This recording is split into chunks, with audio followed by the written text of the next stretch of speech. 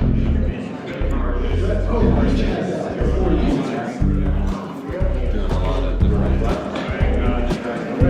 right, I'm going to go ahead and get started.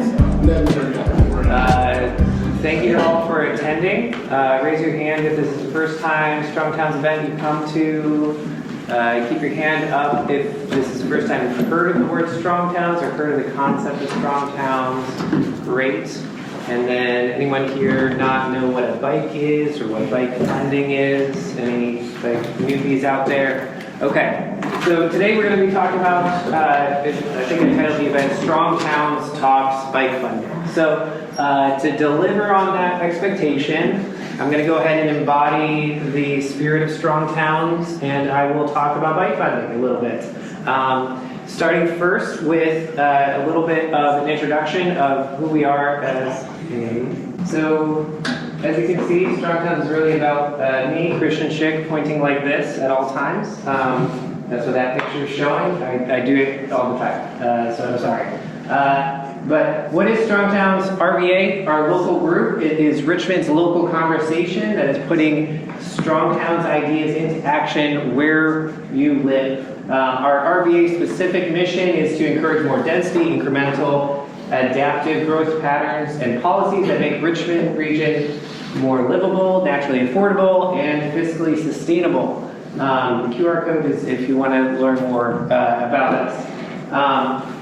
Because that's all about putting Strong Towns ideas into action, I wanted to give a quick 101 on what is the Strong Towns movement about.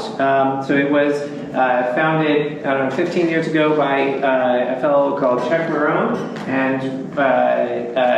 and he was an engineer, and he was kind of upset with a lot of big budget projects and how those tend to work in cities and how much towns will bet so much on big investments to make a big difference to their bottom line. And so he kind of developed this philosophy around how towns can actually become more fiscally responsible. And it starts first with understanding complex adaptive systems. So when we think about nature, that image on the left there, this is a complex adaptive system. It's rainforest, they've got different species, so many different species, bugs, plants, etc. Human habitats can oftentimes be complex adaptive systems. You can see in this image that the shape of the settlements is mostly following the shape of the hill. That's because it's naturally easy to build into the land, and it looks chaotic, but it exists to follow the natural path through the natural way that you would build into it. So this contrasts something that is more complicated. So this is an example of like a Rube Goldberg machine. Lots of moving parts. If any of them break, you don't have a Rube Goldberg machine, it just breaks. So we kind of have that contrast between something that is complex, that's interactive, or interdependent in a cohesive way that adapts and develops well. This is kind of representative of traditional city growth patterns that tend to be more complex, that tend to be naturally developing within the human scale. For human-based transportation, traditionally cities have always been about keeping things within walking distance. And this contrasts something that is more complicated, where you have a lot of different parts. But it is much more fragile, so like maintaining a monoculture of a particular crop, that would be something that is very highly dependent on the success of that one crop. So when we look at these two pictures in city development, the more complex and the more complicated, the question then is, what is more inherently financially fragile? Which one is the more fragile system? And it is the Strong Towns mindset that the complicated one is more inherently fragile, is designed on a very top-down basis, and so is very highly dependent on these big bets paying off well. The housing market goes south, or we have a housing crisis, and things tend to fall apart. And so we want to build to be adaptive and to use those adaptive growth patterns. So the Strong Towns mentality, top-down tends to be orderly but dumb, and bottom-up tends to be chaotic but smart. So how does that apply to infrastructure sort of things? Strong Towns generally advocates for responding to how people use the city. So you can see, a keep off the grass sign. It looks like people didn't quite follow what that sign says. And that would be a good indication that actually we should have built a sidewalk there. We should build for how people use a city, and we should follow those natural patterns as they develop. And that looks like very specifically the Strong Towns mindset being that we humbly observe where there are opportunities to develop things, such as developing bike infrastructure, and we ask, what is the next smallest step that we can do to address how people are struggling with our built environment?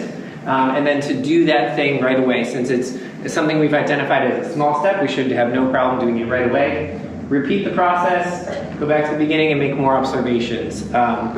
And you can learn more specifics about this approach in the book. There's a book about it. So, transitioning to talking about bike infrastructure. This is kind of my take on how to bring these Strong Towns ideals into the bike infrastructure conversation. And it starts first with, why do we build roads and streets? I like asking why questions, yeah, why do we build roads and streets? And we can think of these different value judgments, different values for which we would build a street to accomplish. So we would think of speed, volume, safety, and cost. Speed being about getting a particular, the average vehicle from point A to point B as quickly as possible. Volume meaning how many people we're getting from point A to point B at a reasonable speed. Safety, reducing the likelihood of injury or death. And then the cost, how much it's going to cost us to build these projects. When we think of these different values, they're not all compatible. In fact, most of them are not compatible. And so when we think about things like high-speed roads, when we try to do high-speed roads, we're probably going to be designing something that's bad for safety. There's probably a way to meet in the middle, but for the most part, these things, speed is somewhat dangerous, and so when we're building for speed, we're kind of not building for safety, generally speaking.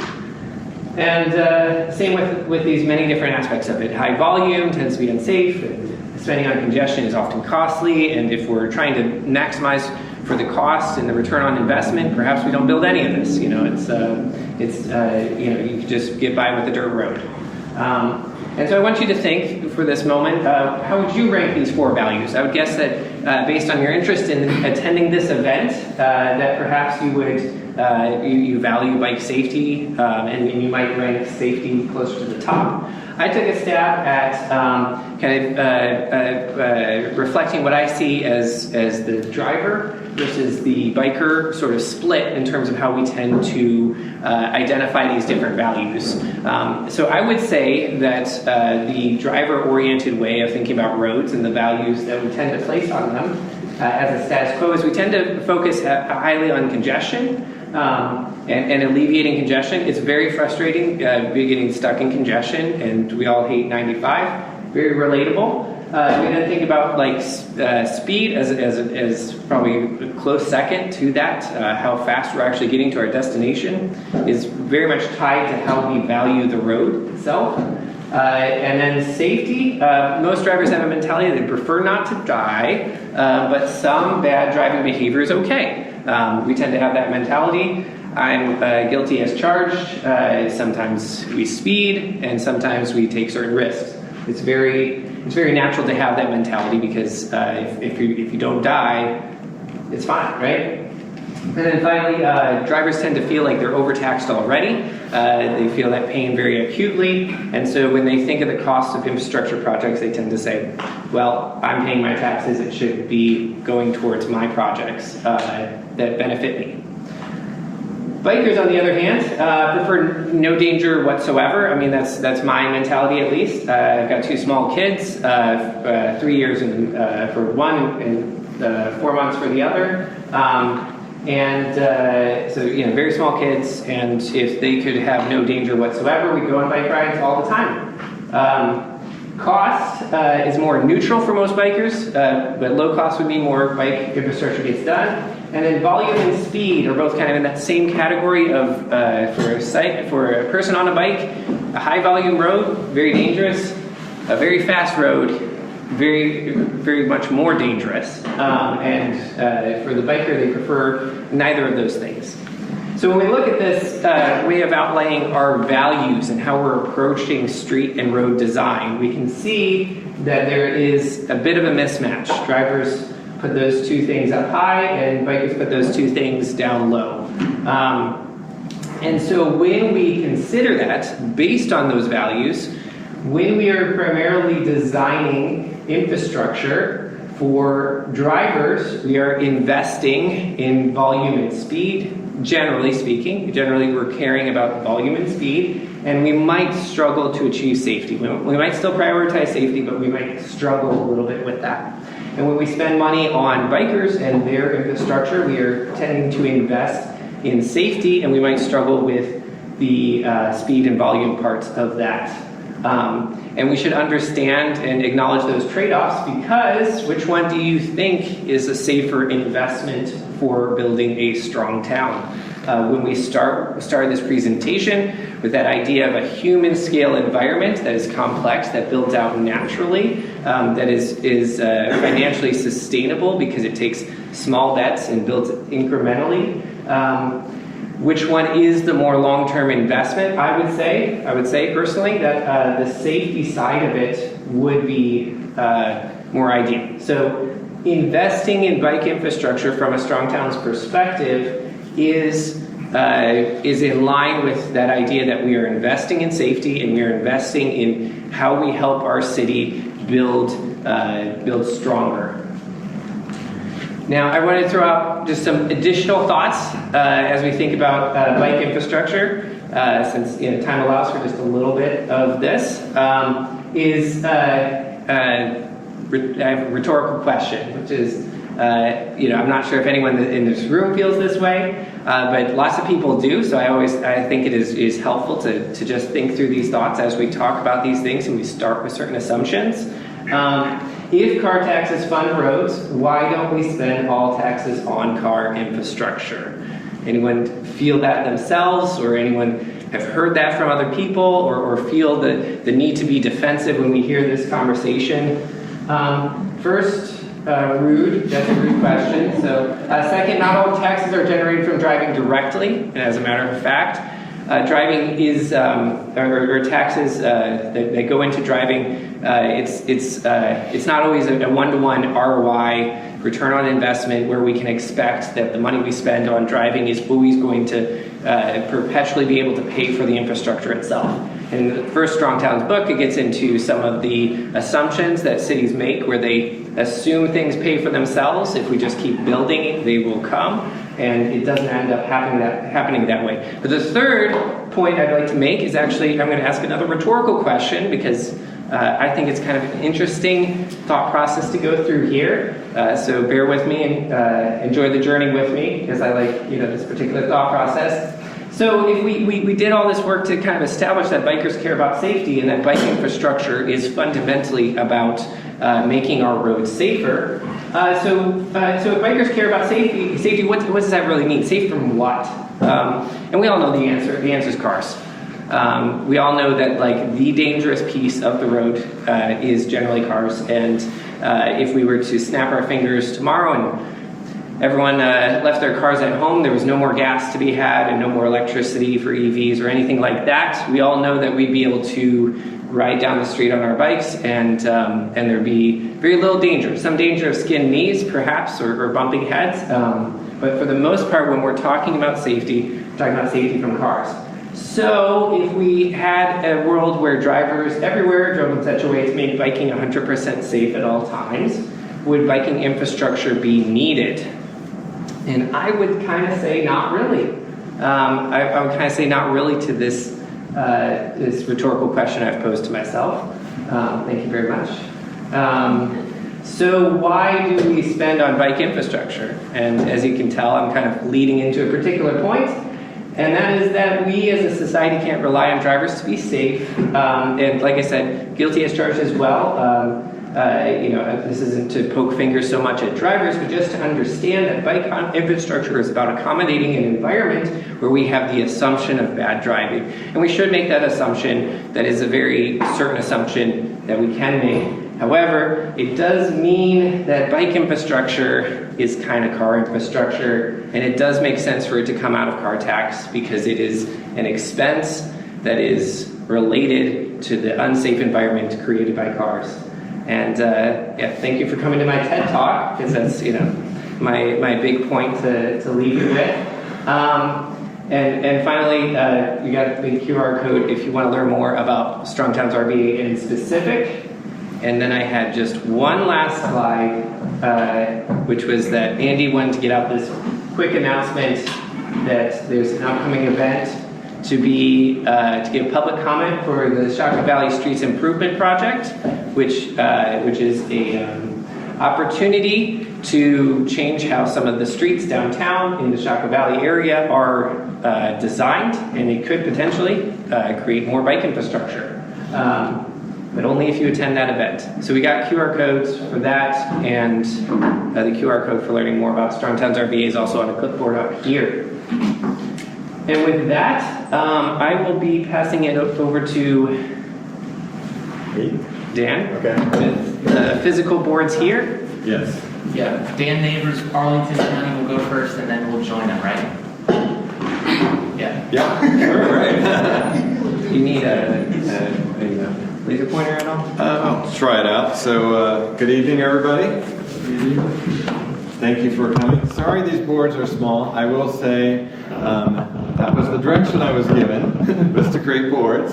But I would welcome you after the presentations are over to come up and take a look. But I will try to describe these and the content, and hopefully it dovetails really well with what we're talking about tonight. So I'm going to start with an overview of bicycle infrastructure in Arlington. Right here you can see this is a map of Arlington. So if you're not familiar, this is Fairfax County. Right here is DC, and this area right here is Arlington, and this is Arlington National Cemetery as a point. So the color coding just shows the types of bicycle facilities that we have. In general, we have about 156 mileage of bicycle facilities of different types in Arlington. Comparing that to road miles, we have about 1,000 road miles. So that's about the ratio of road miles for vehicles to bicycles is about 15% of all of our total mileages for bicyclists. Now you can break that down a little bit further if you exclude like our neighborhood streets, which are pretty much bikeable because they're either 20 or 25 miles an hour in terms of what's posted. Then that's about a third of our streets. So if you take that out, which are kind of bikeable, then you're left with 156 bike miles to only 600 vehicle lane miles, and so the percentage goes up to 25% of our streets have some sort of bicycle facility. So again, we're really trying to push that number. That's why I'm saying that. It's difficult though. It's difficult because there's the competing needs with some of the driving infrastructure that you really well described. So it can be broken down. The biggest component of our system is about 50 of those miles are trails. So those are separated. They do have bicyclists and pedestrians, but they're separated from the standard vehicular lanes. The second biggest component, also around 50 miles, is conventional bike lanes, right? And that's kind of what you expect to see. Very, very common, right? You have your vehicle lane and then your bicycle lane adjacent to each other, and sometimes there's a parking lane next to that bicycle lane too. Now I will say with those lanes, what we're trying to do is we are trying to narrow the vehicular lanes on our streets. 10 feet is a standard, so we have wider bicycle lanes. Sometimes on those lanes we do have a door zone that provides a little bit extra buffer between the parked vehicles and the bicyclists. But again, that is kind of over time, that has kind of been the traditional facility. But what else we have is we have buffered bike lanes, which are similar to bicycle lanes, except there's a buffer from the moving traffic, right? And that's usually 2 or more feet. And that's about 12 miles. We have protected bike lanes, which are separated by a barrier or by parking from the vehicular travel lanes. And now we have 10 miles of those facilities. This year we've built about a mile of cycle tracks. Today I just came back from a ribbon cutting of a 2-way cycle track that was about, 4,000 feet. So that's fractionally about 80% of a mile, right? So really nice facility. Also includes a bicycle signal to eliminate conflicts with turning vehicles.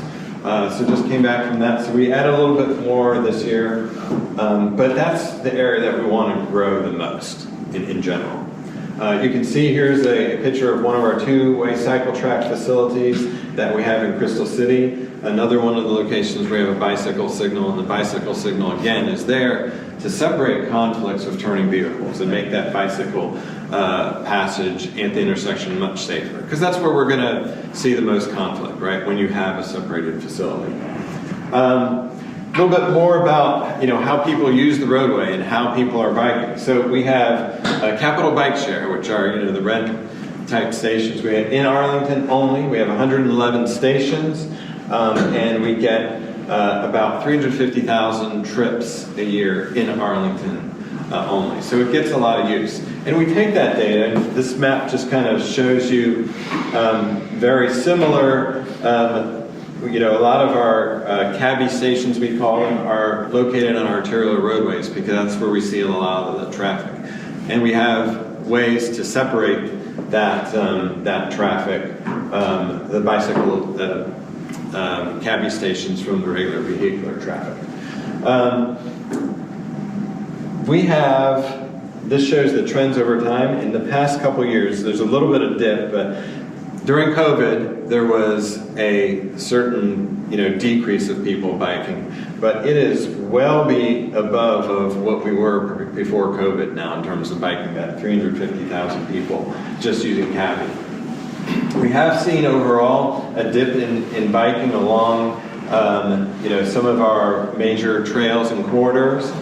This is COVID right here. It took a spike. But it's coming up a little bit, but not where it was quite before COVID. But we have some trails where we have in a month over 50,000 people using the trail. So quite a lot of volume.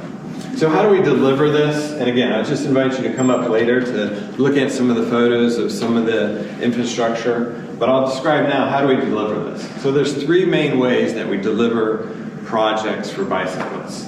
The first is repaving. So we look at our arterial roadways when we repave them and say, if it doesn't have a bike lane, can we fit in a bike lane? If it does have a bike lane, can we make it buffered or protected, right? So here's an example of a roadway that had a wide bike lane adjacent to parking, right? Kind of the standard bike lane. And we turned it into a protected bike lane, right? So you have the bicyclists bike along the curb. You have a 3-foot buffer that's separated with, right here, you see that there's these flex posts. What we do over time, like right after the project, we'll put in flex posts, and over time we'll put in concrete barriers, okay? And then you have parking, and then of course outside of that is your vehicular lanes. So that's one way that we deliver things quickly. Here's an intersection that shows the same thing, where we basically made a protected intersection. Are you familiar with what that term is, protected intersection? I'll describe it a little bit, but it's basically where you are separating the bicyclists at the intersection from vehicular traffic. So the vehicles have to make wider turns that are slower, and the bicyclists have buffer at those crossing points. So again, what we'll do is we have space, let's do it, and then later we'll kind of hardscape that. But we first just get it done, marked out on the street, put it in the bollards, then hardscape it. The second method we have is through capital projects. And capital projects are those which require different types of funding. I will say this project here on Langston Boulevard is a project where we worked with VDOT through the HSIP program, Highway Safety Improvement Program. So we had a 3-lane roadway, VDOT roadway went to 2 lanes, and an enhanced 12 to 15 foot wide bicycle facility. So it was a really great project because we worked with a partner, VDOT, to get that done. And you'll see what we have at the intersections here, it's very small, I know to you, but I'll describe it, has protected phasing. So when the bicyclists and the people on the trail go, people turning right have a red arrow, they cannot go. So we're separating those movements. I just told you about the Army-Navy Drive capital project, which I just came back from today. That was an NVTA grant, a Northern Virginia Transportation Authority grant.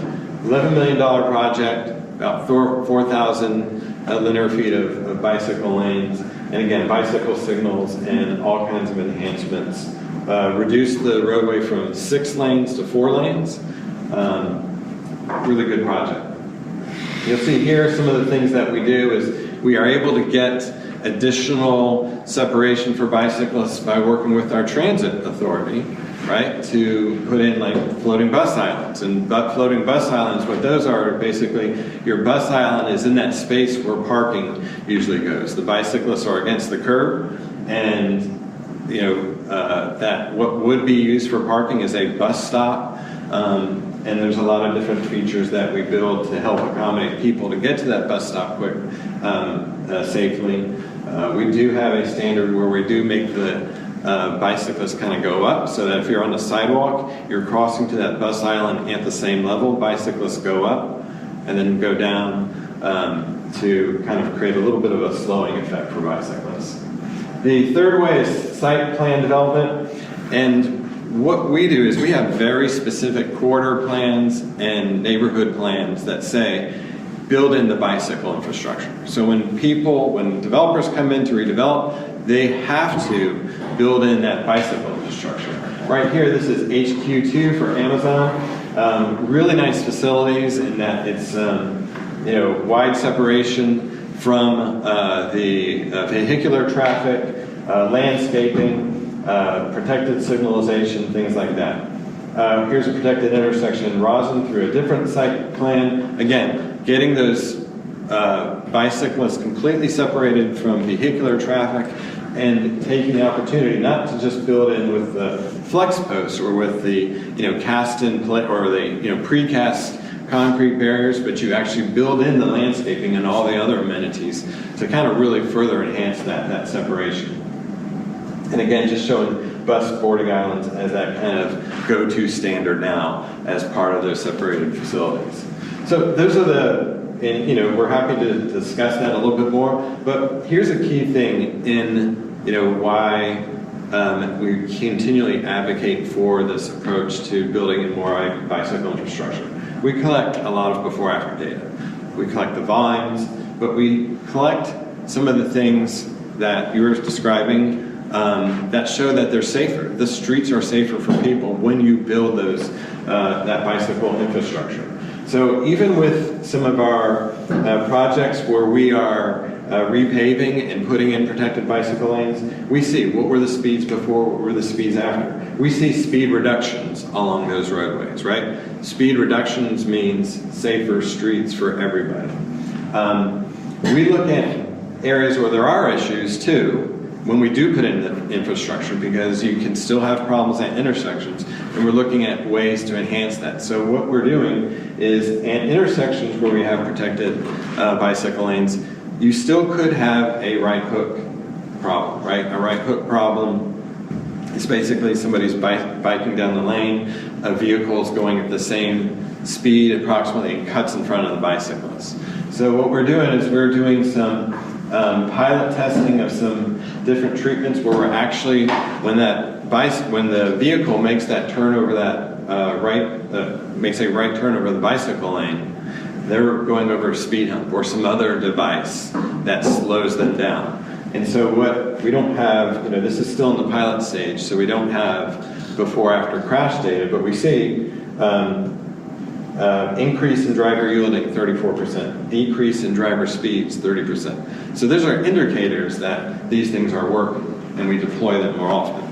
So that's kind of, I was told I was only given a few minutes, it probably went a little long, but that's kind of it in a nutshell of what we're trying to build and why we're trying to do it, because it makes the roadway safer for everybody when you build really good bicycle infrastructure. Okay. All right. I'm sorry? Do you want us to all join in now for your Q&A? You want to talk about Henrico? Oh, and I forgot to mention, we're going to have a Q&A after our final presentation. So if you've got thoughts, keep in your mind that you want to ask about what Arlington does well, what we could do that's similar or better than Arlington, and things like that, and similar or better than Henrico, if we've got things that we think about that. So, hi everybody, my name is Ryan. I'm a capital projects manager for the Henrico County Department of Public Works. To talk about our bike infrastructure in Henrico County. If you don't know where Henrico County is, we are here. Henrico County is kind of the geographical bike helmet over the city of Richmond, right? And so we are, west of Richmond, north of Richmond, east of Richmond, and it's kind of an interesting gradient, right, of development patterns. So the west end of Henrico County is your kind of more modern, suburban, loopy, windy cul-de-sac roads, right? In this part of the county, those are your kind of earlier suburbs. Some of your streetcar suburbs, right, are in this area. So Lakeside is one, Highland Springs area is another. And then in the east end, or Varina, that's kind of a more rural, agricultural land use. And as an aside, the people that live there, a lot of the people that live there, kind of want to keep it that way, and that kind of plays into some of the political dynamics of the way that Henrico County develops. One special thing about Henrico County that makes us, or we think we're special, and I guess makes us similar to Arlington, is that there are two localities in the state that own or maintain our roadway network. For the most part, there are a few other independent cities, and there are a few exceptions within our network that we do not own or maintain. But what that does is it gives us a lot of flexibility when it comes to adding new bike infrastructure, because we do not need to wait for, say, VDOT to come in and actually implement or build the infrastructure. There's one less layer that we need to go through to build it, right? Just to kind of illustrate that point, all of those roadways on that map that are orange, highlighted orange, are the roadways that are owned or maintained by VDOT. Those are mostly your I-64s, your 95s, but there are several kind of key exceptions that are major thoroughfares, such as West Broad Street, 9 Mile Road, so 33 Williamsburg Road, East End, Brook Road. Those are major thoroughfares that a lot of them include transit services, and those are actually owned or maintained by VDOT. But every other street, mostly every other street in the county is owned or maintained by Henrico County. So what about bikes? That's what we're here to talk about, right? So back in 2009, this is the county was looking to update their comprehensive plan called Henrico County Vision 2026, and that visionary document called out basically improving bike infrastructure for the first time that I could find, and it highlighted three bike routes. Woo! Right? 3 bike routes. Bike Route 1, Bike 76, and at that time the proposed Capital Trail, right? 2 of those bike routes are in that more rural area, right? And then Bike Route 1 is kind of your north central Henrico County. Obviously this map, in my mind, leaves a lot to be desired, but what it did was it did call out a few major kind of points that I think got us to kind of where we are today. For one, that plan called out the need to improve connectivity to these established bike routes. So through the use of shared lanes, better signage, but bike lanes, it's the first time that bike lanes were mentioned, and kind of calling those out as things that we could do to improve connectivity to these established routes. And the other thing it did is it called out or recommended the establishment of a bike plan, right? So actually putting together a framework for the county to invest in and build bike infrastructure as the county continues to develop. And with that, where are we now? We have a bike plan. And what that means is that map, I think, looks a lot better. There's still a lot, probably room for improvement, but it's similar to kind of what you see here, right? It's a much more kind of visionary, connected network of bike infrastructure that, it's several different infrastructure types, so your conventional bike lanes, your buffered bike lanes, so whether it's a protected buffer or even just a painted buffer.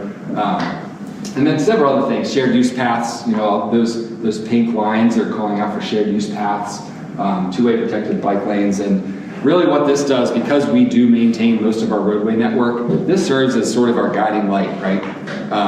Similar to Arlington, if a roadway is up for routine repaving once every, say, 10 years, we'll take a look at this bike plan, and if it shows a different type of bike infrastructure along that roadway, we'll see if we can implement it without having to dive into external dollars, right, to kind of invest in major engineering studies and go through the project development process. If it's straightforward and it's our road, we repave it, we restripe it, and now we have a bike lane where there was nothing before for bikes or even pedestrians for that matter, just some facility there that was not there previously, right? And with that, so that plan was kind of adopted by our Board of Supervisors in 2021. So at that time, we had 8 or 9 miles of bike lanes in Henrico County. Since then, we're approaching 60 miles, and that number is growing steadily through the routine road repaving process as well as the project development process. Our bike network has expanded dramatically over the last couple of years. You'd think I figured this thing out by now. And a lot of that, again, comes from these quick wins with quick build projects. So this is kind of a funny picture. But what we do is, this is in the west end of Henrico County. So like I said, your traditional loopy, wide cul-de-sac road. And when it was up for repaving, all this was 2 vehicle lanes in either direction. And we just said, hey, we worked with the HOA and said, we're calling out for bike lanes. Is there a desire to have bike lanes? Yes, we want bike lanes. So when we repaved it, we restriped it, and now there are bike lanes. And it's funny, you'll see there's a car parked in the bike lane. We kind of pick and choose our battles in the more suburban kind of locality, right? Obviously, it's real pain when you're biking in the city and there's somebody parked in the bike lane. I don't like it as much as I'm sure most of you, but we haven't gotten to that point yet where we are heavily enforcing no parking restrictions on our bike lanes. We're just happy to have them. And a couple of other projects that really we just, when the roadway is up for repaving, we restriped it, and now we have some bike lanes out there. So why are you here? You're here to talk about numbers. I don't know what happened to my slide, but our road maintenance department, generally has around a $35 million budget every year towards maintaining our existing roadway network. That roadway network is 3,600 lane miles. Not all of that $35 million is going towards bike lanes, right? It's going towards repaving, restriping, signal maintenance, that sort of thing.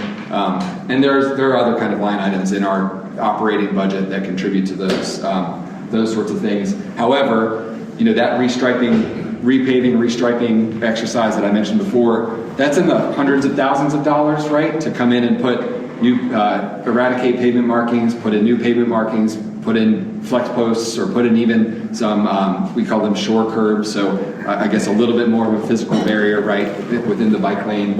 Those are in the hundreds of thousands of dollars beyond your normal operating maintenance activity. So kind of pennies on the dollar if you're thinking about just expanding your bike network kind of at a lower cost. From a capital project standpoint, what I do, we currently have 110 projects and 19 studies underway to help build out transportation infrastructure. Most of our projects incorporate some form of bike or pedestrian component, whether that be building a shared use path along an existing roadway, putting in bike lanes, things of that nature. So with that $868 million is kind of the latest and greatest estimate of how much money is being thrown towards our transportation projects this year. A lot of that money comes from what's called, how many of you know what CVTA is? Central Virginia Transportation Authority. I had a feeling most of you probably would. We're very thankful for the CVTA because with that, there's just a lot more money that we're able to throw towards transportation infrastructure, namely bike and pedestrian infrastructure. Our County Board of Supervisors also has allocated a little over $5 million every year to help build out our sidewalk network because apparently in the past when our suburbs were being built out, people did not want sidewalks. Now they want sidewalks. Everybody wants more sidewalks, and it's a little, it's challenging to build out a bike infrastructure network. It's challenging to build out a sidewalk network as well. So they've allocated a little over $5 million a year to just go into sidewalk projects. We do receive a lot of money from the state federal government to help with, so VDOT, other state DOT grants, things of that nature. And we wouldn't be able to build out a lot of our projects without those dollars, right? Because once you're talking about kind of like a mile-long corridor where we're potentially adding a shared use path, we're moving utilities, we're building new traffic signals, the projects do get expensive, and we're unable to do those sorts of projects without the help of the state or federal dollars, right? Other funding sources, like I said, regional revenue shares with the state DOT, as well as, again, the CBTA. So we'll probably get into more detail, but I just want to kind of give a quick overview of kind of where we're coming from. And with that, I'm going to move on to the next segment.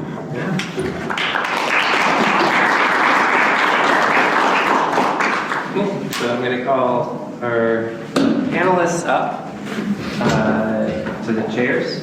And this will be opportunity. I'll be asking some of the questions that I prepared beforehand and prep them with beforehand. We got our chairs. We got one more. But this is a Strong Towns local conversation, so everything you've heard just far, just think of it as the conversation starter. So we've kind of primed you to have questions. I want to hear what your thoughts are, the things that didn't quite make sense to you, and I'd love to hear more questions from the audience. So before I hop into my questions, I wanted to just ask, does anyone want to be the brave soul to ask a question first? Yeah. Yes, Corey. I got a question mostly for the Arlington folks. I've heard anecdotally that on a lot of the major bike trails up there, you guys have got some of the older ones. What are you doing about congestion and general safety on the trails as the popularity of bikes increases, as we get more faster e-bikes and more experienced people going faster on e-bikes? How are you approaching that? And then sort of tying into that, this may be a broader question for the panel. How are you approaching the increasing cost of bike infrastructure?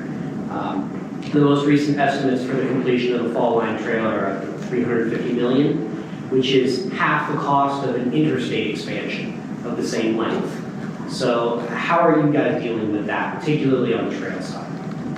Okay, I'll start with the question on the trails. It is an issue.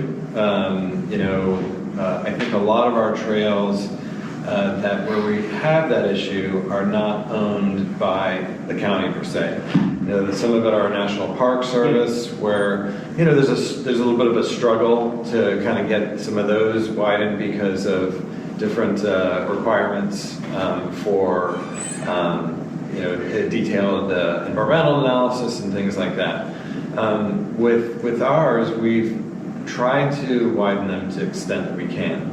But we've also kind of shifted in terms of trying to provide on-street facilities and a higher level that provide kind of that same environment, that two-way cycle track biking environment. So trying to provide that kind of more urbanized connectivity.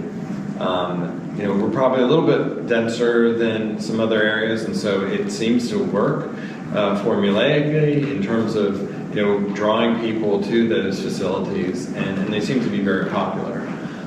So there's a little bit of, kind of refocusing some of our efforts. The ones that we own, we try to get them as wide as we can. For the most part, they're at least, 10 feet wide. Some of them, I mentioned one of the projects we did with VDOT, which is our Custis Trail, which is probably one of our most heavily used. We got that widened to 12 to 15 feet.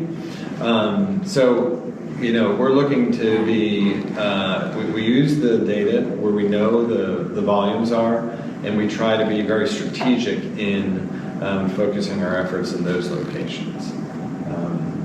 And the second question was, in terms of funding, how do Costs. the costs? So I mean, for us, it's still very similar because, we're trying to, we don't have a lot of space for new trails, I will say. We are trying to get enhanced bicycle facilities on all our VDOT roads, and so we go through a process, right? We'll go through, I'll give you an example. Langston Boulevard is a major east-west boulevard through Arlington.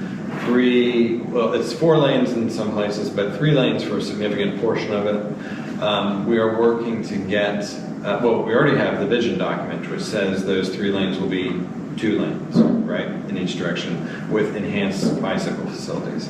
So now we have to figure out how we get there. So working with developers, working through grants to kind of strategically get that done over time. So really, from our standpoint, a lot of the focus, I'll say, is through the on-street facilities, because we don't have expansive opportunities to do the kind of trail network. Hope that answers your question. Any other panelists? And also, I'm sorry, I didn't give everyone a chance to introduce themselves, but any other panelists like to introduce themselves and hop in on any of that aspect of that question?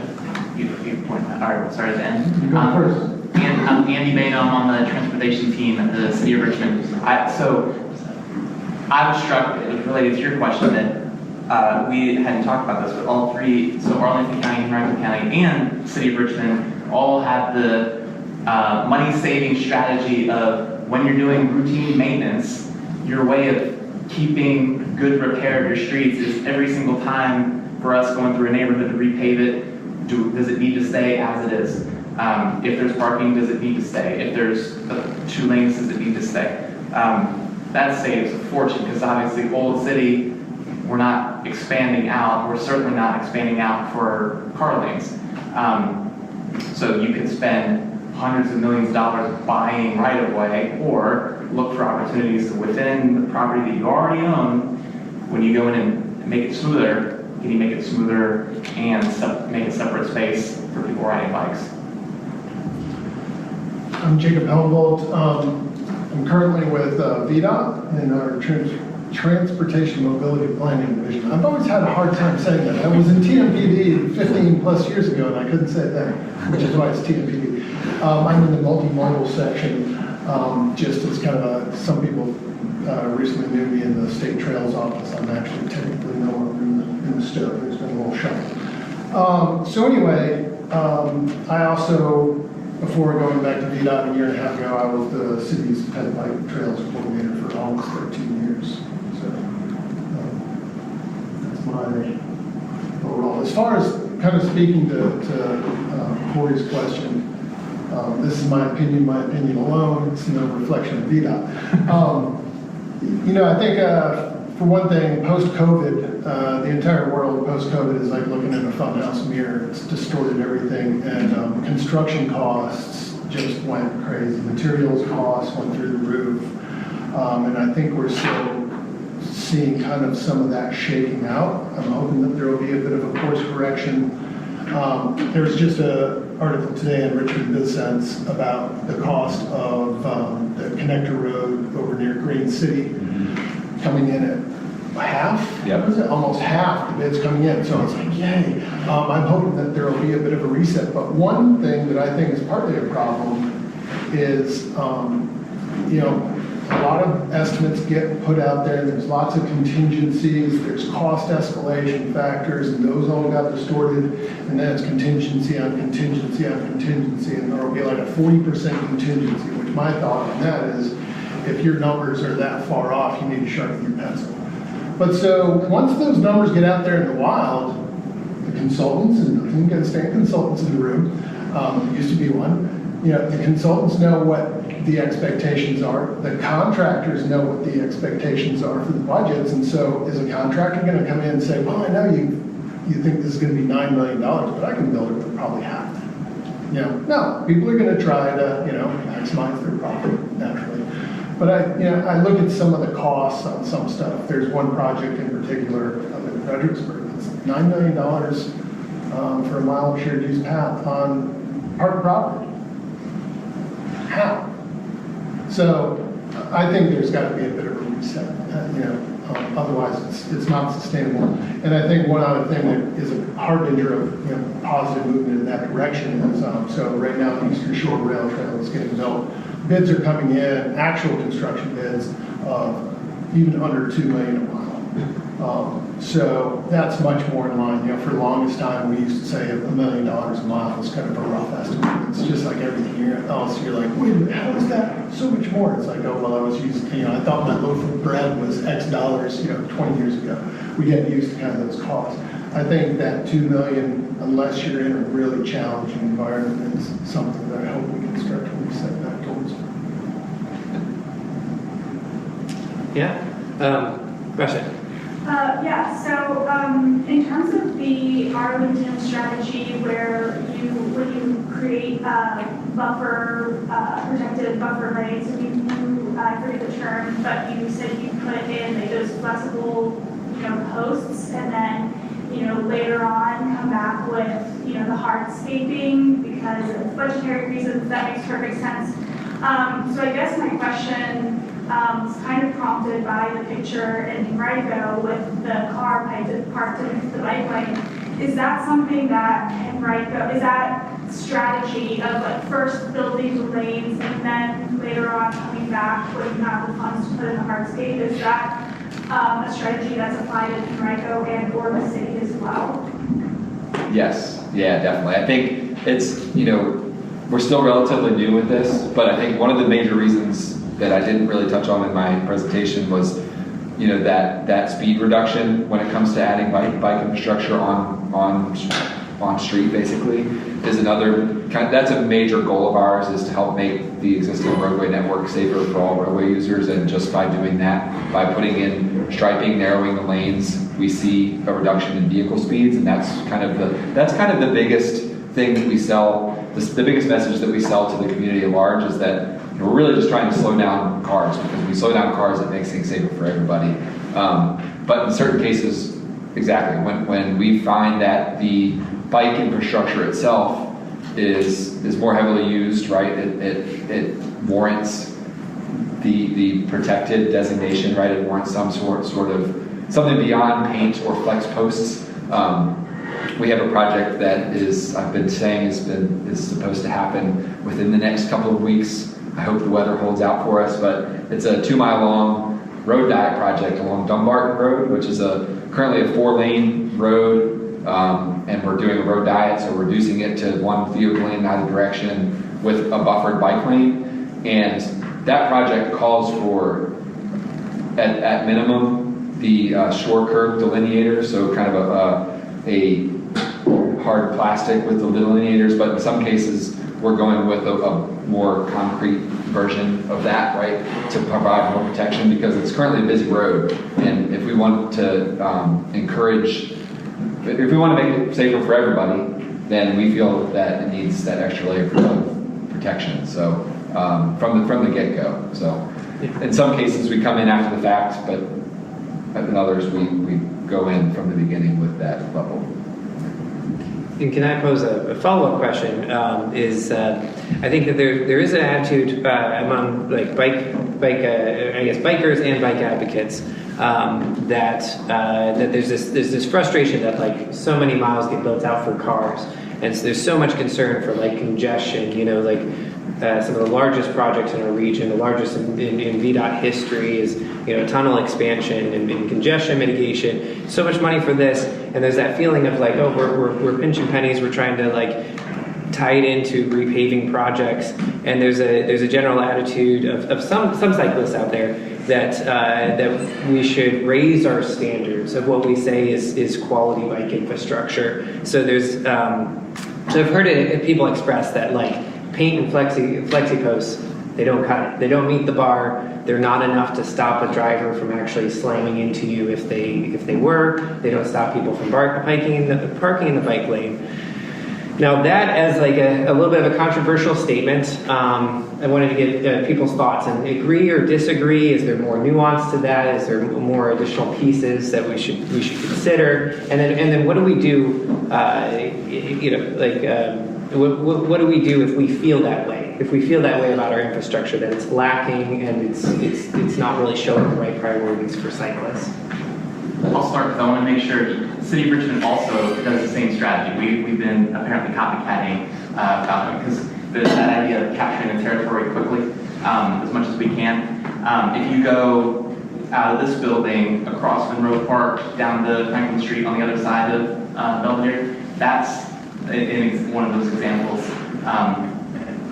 And related to Christian, your question, the idea is if we can capture as much territory as quickly as possible for as many ages and abilities as we can, and then come back and build for all ages and abilities. Like ultimately, we want every single person, whomever, to be able to, if they are riding bikes, at any age to be able to do it safely. We want kids to be able to go to their friend's house after school without supervision. We want all these things to be able to happen. We want seniors to be able to ride on e-bikes without any worry and knowing that they've got their own spot. It's always fun to hear other people talk about their experiences in different areas with bike infrastructure, because the more you do it, whether you consider yourself a bike person or not, you can't help but notice that overall crashes go down as bike infrastructure goes up. So for people that, like my sister might not ever ride a bike again. Her daughter loves riding bikes, but my sister cannot really care less. But she's safer where she lives because when she drives, because of the bike infrastructure that's going up. So as bike infrastructure goes up, even if it's the cheapest of kinds, paint and posts, it's doing good things already. It's reducing the number of people who end up with their cars up on the sidewalk crashing into a light pole, because it's slowing everybody down. So there are a handful, I'll stop talking about that, but I think this one huge thing is the safety. You cannot lose sight of the dramatic safety improvements for everyone that come as we start doing good bike infrastructure. I'll quick piggyback on that just to kind of drive that point home with, we're talking about bike infrastructure here, but, one of the other things that we do from a traffic calming perspective is use some of those flexi posts, right, to go a little bit bigger, right, and actually put in things like a roundabout in neighborhoods that we have an example where an SUV was on their way through a neighborhood and was completely flipped over because they were going way too fast through this it's just your typical suburban community. And the reason why is because there's a school at the end of that community, which, that's not great. They're on their way to a school and they're going so fast that when they went to miss another car entering the intersection, they flipped. And with that, we were like, we need to do something quickly and figure out in the meantime, what is the best solution here? So we put flex posts in the right of way to create a roundabout and just to see how it worked. And it was ugly. Some people didn't like it because it was ugly. But it slowed down traffic tremendously. And once the community realized that benefit, they're like, when can we make this permanent? When can we make it not ugly? And then we came in after the fact and hardscaped it and actually built a real roundabout in the intersection and built 3 others in that same community doing for the same reason. So it does go a long way just to have sort of those, we'll call them pilot projects out there, because once people see how effective they are, then they're like, oh yeah, let's go all in. I want to float this out, Rick. I do want to hear you, but before, because for the local region people, and I'm sure you can relate with the MBTA stuff, Christian, for one of the things you were saying about, but what about the good stuff? For those of us that deal with a regional authority who gives out money, if all of us normies are ringing the bell that why are you doubling the size of these giant roads? Why are you expanding highways? Why are you doing all this stuff that costs so much money when what we really need are these things? So at the same time that local governments like ours are trying to put in the good stuff, there's only so much money because so much is being wasted on what we all know is junk infrastructure. So the more people are hollering about that towards the people that write the checks, the better. Well, I think Andy, Ryan, we're all in agreement that, the flex posts are needed because it provides an immediate benefit. And that's really the point, right? It provides an immediate benefit. And one of the things that we did, which I mentioned very briefly, is, we actually collected the data to show that yes, people are driving more slowly, people are yielding more often. So whenever we can do that, it's going to provide immediate results. I think there is always that synergy and struggle though between, advocating for that and and how does that come to play with, vehicular infrastructure, right? I think we all feel that push and pull a little bit.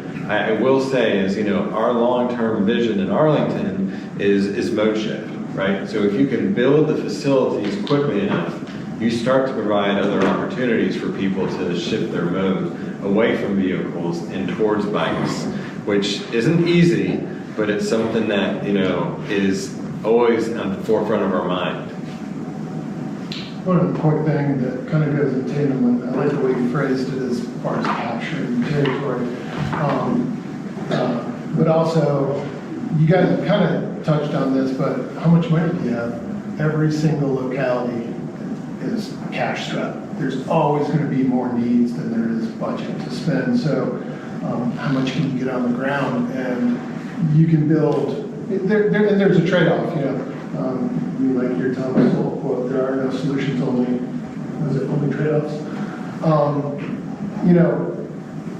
You can water it down so much that you're just going after junk miles, but at the same time, you can build a Cadillac when, a Yugo will get you by until you can buy the Cadillac, and getting stuff on the ground that at least functions, builds momentum, and you get more of it, obviously, per dollar. The other thing is, one of the things that we had to always work with as a selling point within communities is it gives us a chance to try before you buy. We're not going all in. We're not tearing up pavement. We're not putting in concrete, because you're going to get the pushback from the community in many instances. And so it's like it helps soft sell it a little bit in terms of if it's a mess, it always can go back to what it was. And then it's kind of like roundabouts. People freak out about roundabouts, and then after they're built, it's like, oh, this is great.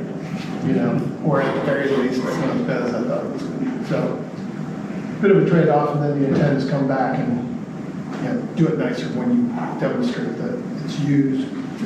Franklin Street Cycle Track. You see a peak hour commute. We took counts, a bunch of counts. VDOT still does counts out there. You see an AM and PM peak that matches the AM and PM commute. Morning going in, evening going out. It's proof that it's used. Question over here. There's a study on Copenhagen that said when transportation costs and security, comfort, brain tourism, transport times, and health are all added together, 1 mile on a bike is a 42-cent economic gain to society, while 1 mile driving is a 20-cent loss. My question is, why, if bikes save, if converting drivers to cyclists saves us so much money, and we know that from multiple studies have shown that the biggest reason people won't get on bikes is safety. Why is it that there is such an emphasis on miles of bike lanes instead of safety? I would think that on a return on investment, even if you're spending more money on a bike lane, because of how much more money you're going to save whenever you convert a cyclist, you're going to have more money that next quarter to spend on bike lanes because of how much money you're making by not having to spend money on all that roadway cost. Why are we pushing that return on investment down the line years and years by focusing so much on miles of bike lane instead of saying, well, let's get that return on investment quickly, because we know that there's been multiple studies. There was a very comprehensive study that showed that we used 30 years of data, or 10 years of data from 30 different localities that showed painted bike lanes provided no safety improvement over existing conditions, and paint and post bike lanes only provided that improvement if there was enforcement. So basically, if a painted lane and a paint and post lane can actually decrease safety if there's no enforcement, because you're taking the cyclist that's driving in a straight line and shifting them to a cyclist that's now having to weave in and out of traffic, and as much, and as we know from multiple safety studies, that's a really clear way that people end up getting hurt because that is a much less predictable behavior. So why isn't there more of a focus on short-term return on investment rather than a focus on, well, let's push the safety portion of funding down the road and not see that money come in for a decade or two? Great question. Thank you. Your name? Dan. Yeah. I forgot to get your name over there, but thank you for your question. First. I was gonna say, one step left. Well, I mean, it's not a, I'll start, and then somebody else can bail me out. It's not, I would say, a super simple equation in terms of, you know, a one-to-one exchange. I'll go back to a statement that I referred to earlier and give you a little bit more context, at least from our standpoint, where we're at. So we're going through our master transportation plan update. We call it Arlington Transportation Futures.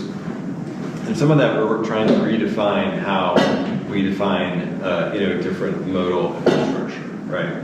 And so that is a little bit of part of the conversation.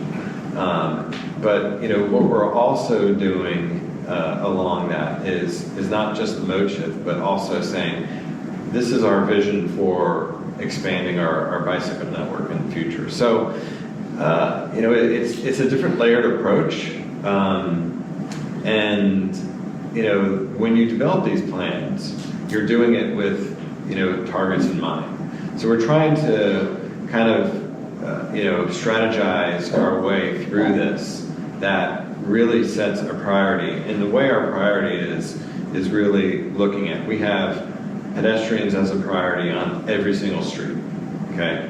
So any investment that enhances pedestrians is an investment we're gonna make. The second is we have a competition on all of our streets. Is it gonna be a transit priority or a bicycle priority?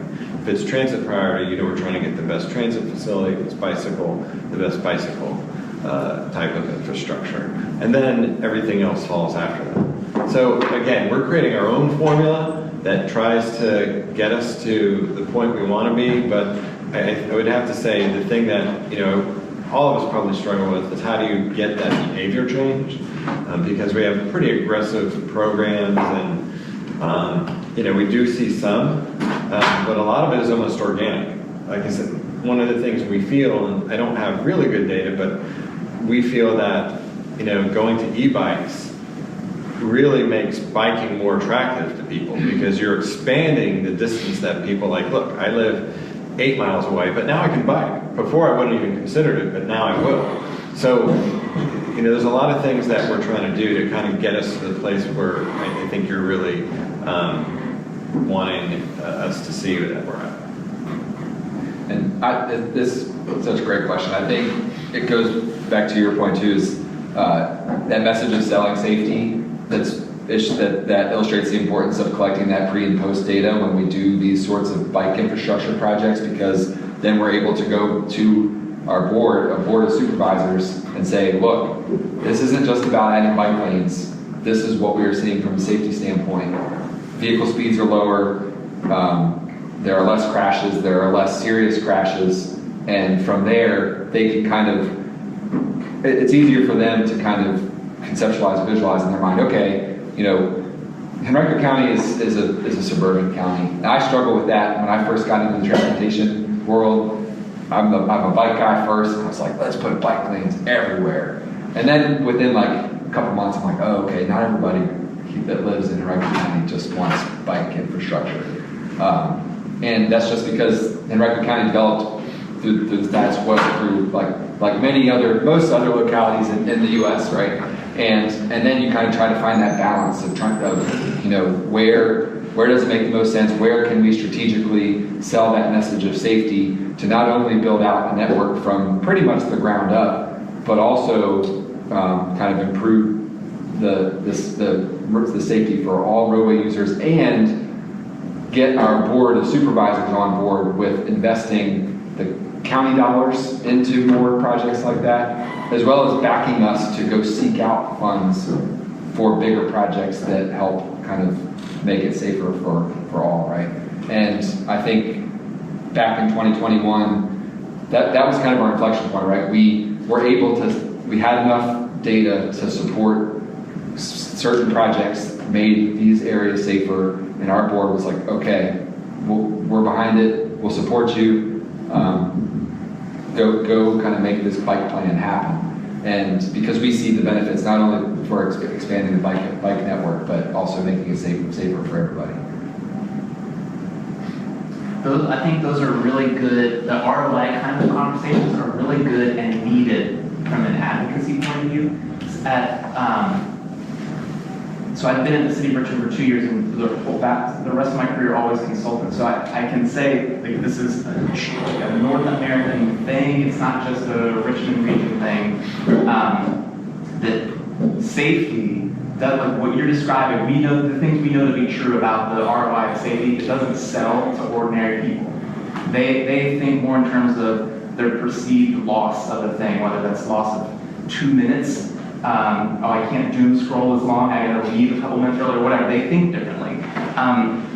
So I find that when you're, from an advocacy point of view, you're just trying to persuade, let's say, business owners in a certain area who have either threatened to kill a project or they have killed a project, they need to understand why this type of thing is so good for business, their business specifically.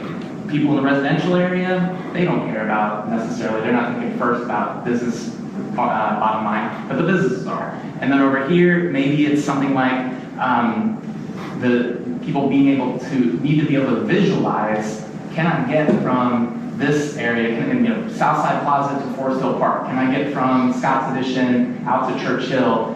What is the path? Is there a path?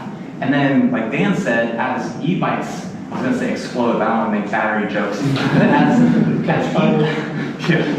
As e-bikes expand, then the combination of it being easier to get someplace without sweat and visualizing a path, then all of a sudden these origins and destinations can be so much better. But those ROI things, like the same thing with health. Our friends at VCU Health, we're nudging them like, here's why it's so good. Like, get all your doctors talking about this, get all your med students talking about this to help with culture change. Again, business owners do not care about the long-term health benefits of bike infrastructure, but we certainly do. So those ROI, those kinds of studies that you're talking about, they've got so much gold in them that if it just get those things, if people like you can put those little bits of information in front of the right people and just on, like, health person, here's the health benefit, health person, here's the health benefit, and over and over again. I'll just close out. So I don't think it's an either or. You need the mileage, you need to have the safety. Sometimes they go hand in hand, sometimes there are strategies that are complementary. You could build out a network tomorrow with a magic wand and you would still not have all of a sudden this huge uptake. It's cultural change, it's normative change, proximity. A huge percentage of people that work downtown commute from the outer suburbs.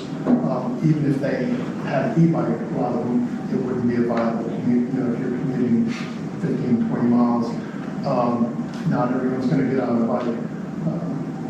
So you look at like Copenhagen, Holland took decades to build, and they're still building, but it took a really concerted effort. And one of the other kind of false assumptions is that those places have bike infrastructure on every street. And it's not the case. There's a lot of shared space. And part of the normative and cultural changes there too are not just that people bike, but that it's normal to do so and that drivers are held to a higher standard. I've always said that it's ridiculously easy to get a driver's license and it's even easier to keep it. Whereas in Europe, it's a much different ballgame. It's expensive to drive. The testing is much more stringent. To get a license, to keep a license, to have a car, everything is far more expensive about driving. So there's a lot of incentives to not drive. So it takes a lot of different. It's very multifactorial. So Great. Seeing a couple more questions, but I just wanted to pop in a real quick question here, and then we're going to get to those questions next. So we've gone over some numbers as far as like current state of bike funding, and you thankfully talked about like current state of costs and hopefully those costs going down. I wanted to give you guys just one opportunity to say if you generally feel optimistic or pessimistic about the future of bike funding, why or why not, and then if it's possible to kind of say what people in this room could do to improve that future. All right, I'll jump in. Under the current situation, who knows? A lot of federal funding, a lot of transportation funding is federal. Right now, it's obviously a mess. Even at the state level, it's always a question of whether any administration is going to prioritize that kind of stuff, what the policies are as far as funding stuff. I'm generally optimistic. I mean, we're building more and more. People are seeing the benefits. But it does wax and wane in terms of, the support at the federal and state level. I think the localities, especially independent cities in the denser counties like Arlington, they can lead the way. They can be doing what they do locally. And quite honestly, that's the easiest way to get stuff off the ground. Federal dollars come with all kinds of strictures and hoops and paperwork. It's more expensive, it takes longer. Just for an example, you restripe a roadway with what's called a road diet or a roadway conversion. You do that with federal dollars, you have to go through the whole NEPA process, which is the environmental clearance process. And it's a watered down version, but you still have to go through that and document threatened and endangered species and historic properties because you're changing where the paint is on the road. State dollars, local dollars, you don't have to do that. So mainstreaming it, you can start getting that. You have to build that point. But I think, it's always going to wax and wane, but I think we're heading in the right direction. I'll add a little bit. I'll say I'm optimistic with one caveat.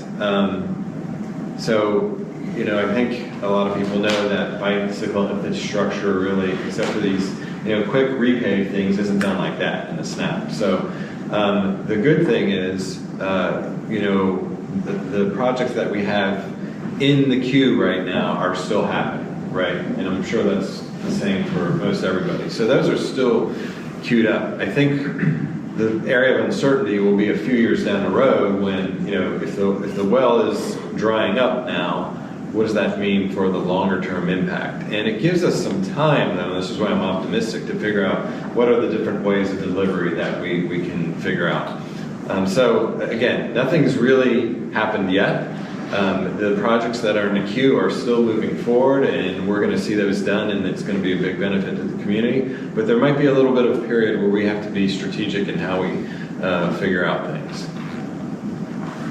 I'm optimistic, and the reason for that is because in Henrico County and City of Richmond, I'm more so speaking to our local area here, the community wants it, and I think our politics kind of reflect that. I've noticed a significant uptick in the amount of infrastructure that's going out, and that's because people are asking for it. They're asking their board member, they're asking the mayor, they're writing in, they're doing that sort of thing, and that really does make a difference. I've seen it firsthand in a suburban locality like Henrico County. It makes a big difference because when somebody writes in to the board member, that board member then sends it to me or somebody on my team, and we look into it right then and there because we know that the board member feels that that's an important thing to at least consider. So I'm optimistic in today's current environment, even with the situation at the federal level where it's a little bit more uncertain. At the local level here, I see a commitment to it, and that's just it's great. It makes it a lot easier. Real quick, to piggyback on that, Henrico specifically, it's a huge shift. If you look at what the map that he showed, those 3 lines are all VDOT roads because Henrico said, no way in hell you're putting a US bike route on any of our roads. And then fast forward to the map that he put up there, and how many miles have you guys striped? Just most 60 or something. I mean, that's a huge sea change right there. You know, going from hell no to hell yeah. John Fatulakis, the county manager, big departure from the old one, who was an old school roadway engineer, and then became county manager. So just the mind shift. Mind shift. So it's a good place is Margaret. So You got a panel of Pollyannas. yeah, we all have our Things get better in the end. And especially since VDOT announced tonight that they'll be funding us for the pursuit. Isn't that what you just said? So from, safety has come up a bunch of times. There are these federal and state and regional sources of money that are attached to being a safety project. That's kind of a done deal. It's great that you crack the code on how to apply for safety funds, because this will, even if it's just reducing car crashes, who cares if people ride bikes? Let's say that's what the reviewers of these grants are saying. But we know it's going to do, it's a safety project, so we'll keep giving these people money. That's great. But when you're talking with friends, family, neighbors about why this stuff is important locally, so like what Ryan said about what letter writing campaigns or email campaigns, that could be 5 people, because you'd be amazed at the silliness that gets to in front of a leader that says, I can't find a parking spot right in front of the place I want to park my car, therefore you ought to rip out bike lanes. It only takes a handful of those people before somebody that's thinking about votes goes, well, maybe this bike stuff is moving too quickly. If 10 people or 100 people go, what we really need are delightful streets for all ages and abilities to be able to ride bikes, then even if that local leader doesn't ever get on a bicycle themselves, they're going, well, I got all these constituents writing all these emails and letters to me, I better get on this. So I think that with the local money, that's something that you don't ever lose sight of that, even though all 3 local governments up here are talking about expanding the bike lane networks. Don't ever stop applying pressure or just even talking positively with bike infrastructure with your friends and family and neighbors. When you go to a shop or something, if you ride your bike into someplace, tell them, I rode my bike here. I wish I had more bike parking because my friends could go with me. Just little things like that. A couple of times somebody has asked if they could get some bike parking because someone came in their shop and said that they haven't parked their bike there. So You can tell them, I saved you a spot. I saved you a parking spot. I've got stickers that say I saved you a spot. Well, that's that irony, you're with your lead off, people complaining about spending transportation dollars on bike infrastructure. Well, one, car infrastructure is heavily subsidized. It's not just gas tax, it's, local taxes, state taxes. But the other, it's a bit ironic that why are we paying money so you can ride a bike or what, ride a bus? I'm stuck in traffic. You should be here, stuck in traffic, adding to traffic. I mean, the cognitive dissonance doesn't make any sense, but, convincing some people of that, maybe not so much, but to your point, every bike that's not a car parked out is one more parking space. Everyone that's riding a bike is one less car in traffic. You're not stuck in traffic, you are traffic. You are traffic, yeah. So with that, we had a few more questions, but I want to be respectful of time because we got right up to 7 p.m. We do have I saved you a spot stickers if anyone wanted to grab those on the way out. If anyone needs to leave, don't feel uncomfortable leaving. And now, who had their hand raised? Let's see. I'm going to go ahead and start with Mitch up front, and then you, and then you. Yeah, I just had a hopefully a quick question, but more interested in that mixed ownership jurisdictional kind of challenges. I know with Langston, that's been a long effort of planning and zoning and community engagement, and then VDOT kind of pumped the brakes on it, so to speak, and it's been kind of in limbo. And I'm sure that's come up on the broad corridor or any sort of mixed-use corridor. If anyone can talk to kind of working through those challenges and overcoming those challenges, what do you wish you knew on the front end, what do you wish changed on the back end, all that. Yeah, I think, the positive thing is that there's that willingness to work collaboratively together. I think some of the challenges are, how do you fund it in a way that is more comprehensive instead of piecemeal. And those are things that, I think we'll always struggle with. But in general, we see a shift throughout the industry.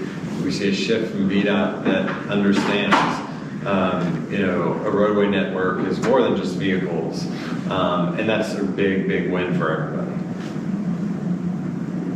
And to that point, there is a shift, but things still happen slowly. So one of the things that I've noticed from my perch way down here, where there's a lot of high-level conversations that happen way up here amongst county leadership, VDOT leadership, about how do we find a way to meet in the middle to get these things done, because we both notice that there's a significant need. There are conversations about how to creatively allow the county to do more on a state-owned road. For example, the state has what's called basically a land use permit process where certain improvements can occur on their roadways with less oversight. They have to have some buy-in at the front end and some buy-in at the back end of the design process. Otherwise, if the county's willing to pay for it and the county's willing to implement it, go for it. We just have to see what it looks like before you go do it. Those conversations are going on as to, where can we, implement that same process at a broader scale rather than, like say adding push buttons to an intersection signal right here. Maybe can we do something along an entire corridor? And it's a challenge because you mentioned Broad Street. Retrofitting suburbia is tough. It's just the way that it's been built out. There are things in the way. There are so many competing interests with businesses that, obviously, I think all of us can say we don't maybe care as much about that one parking space, but as mentioned, several of those businesses out in Western Henrico feel like if you take a couple of parking spaces away from my business, that could be the end of my business.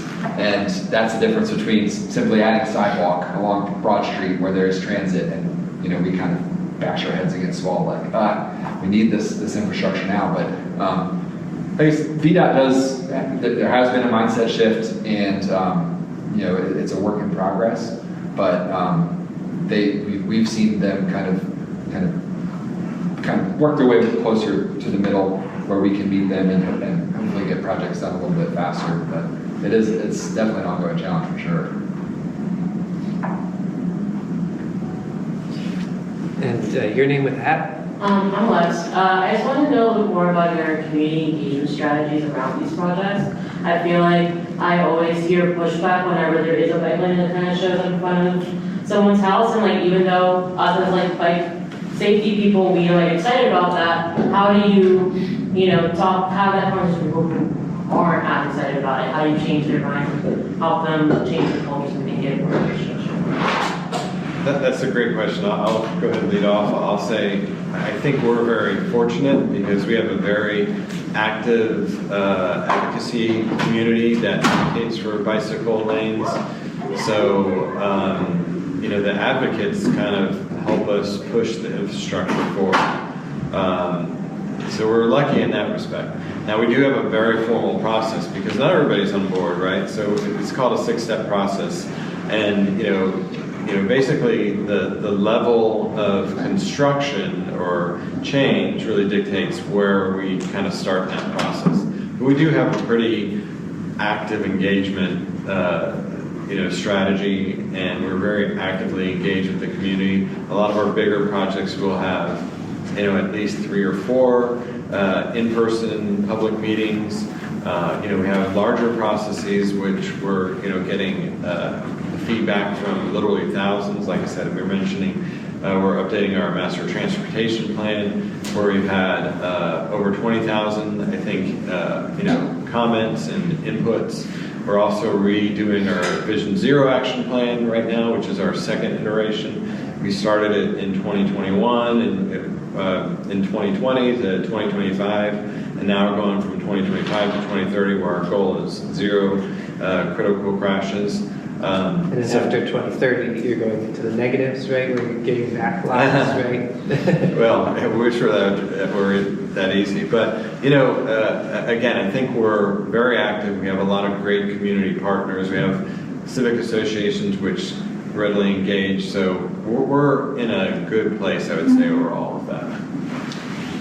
I'll say that I think from a Henrico County standpoint, we need to be better at it. Just flat, full stop. Part of that is because we have grown so fast in such a short amount of time. The number of projects, the number of bike infrastructure, a lot of that has come in a shorter period of time.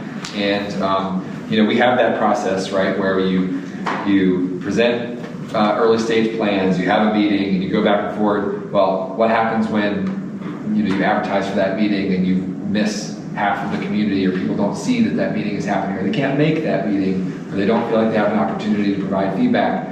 We're working on ways to try to get better. But I think part of it also is our staff, not only within our team, but just Henrico County as a whole, doing things like this and talking with the community and kind of being a little bit more open about what our strategies are and kind of what our story is and why we're doing what we're doing goes a long way. And I think it's just that, kind of being creative and open-minded about different ways to be better at it and actually following through with those things. It's kind of like the funding for infrastructure itself. There's only so much money, so there's only so much money to build stuff. There's only so much money to hire people to do stuff. So you hire a team who can engineer things. How much of their time do they stop to go talk with people about things? The talking is really important, though.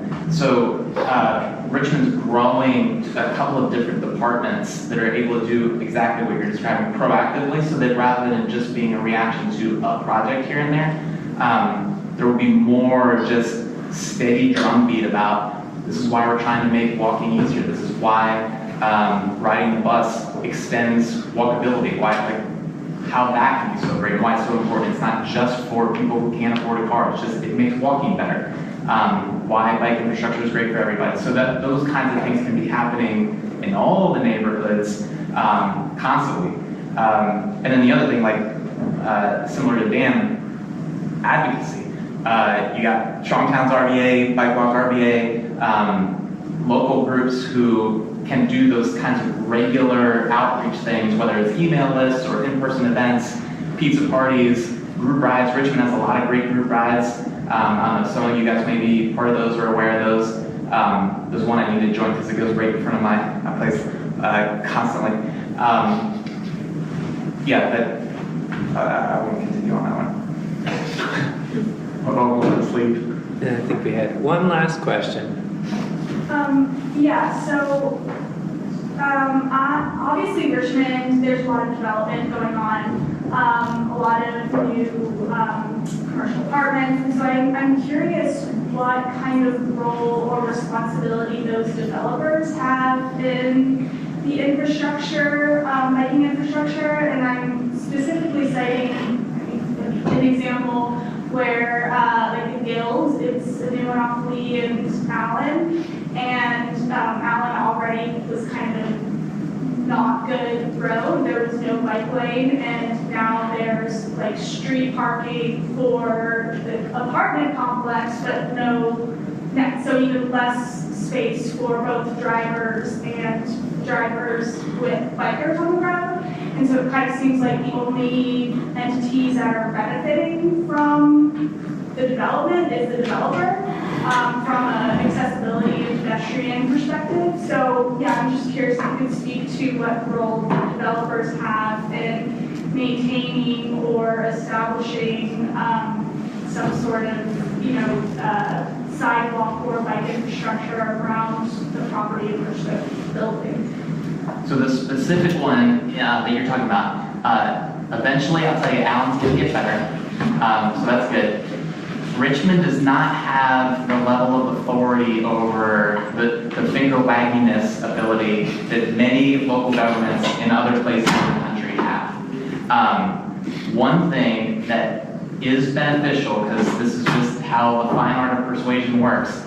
When people who are building, no matter how small or large a developer is, when there's a local, just social culture around this is how things should be, then that pressure gets applied by the planning department, plan review, economic development type folks, because they go to their happy hours, their professional organizations that they're getting together. If they're hearing all of these things are what makes a fantastic project. Back to the ROI type of comments. When they understand, oh, so if I strike 4 on-street parking spaces, it will cost me this much.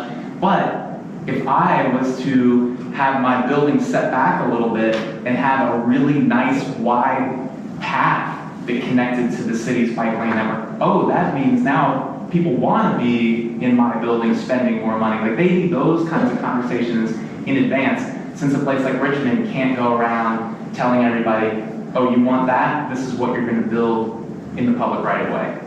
So we in the public right of way, we control that, but we need so much help with every type of person and every type of background to help people understand. I mean, think in terms of persuasion. How do you convince someone or get them thinking, this is good stuff? Being able to walk everywhere or ride bikes everywhere would be great. We need everybody singing that song.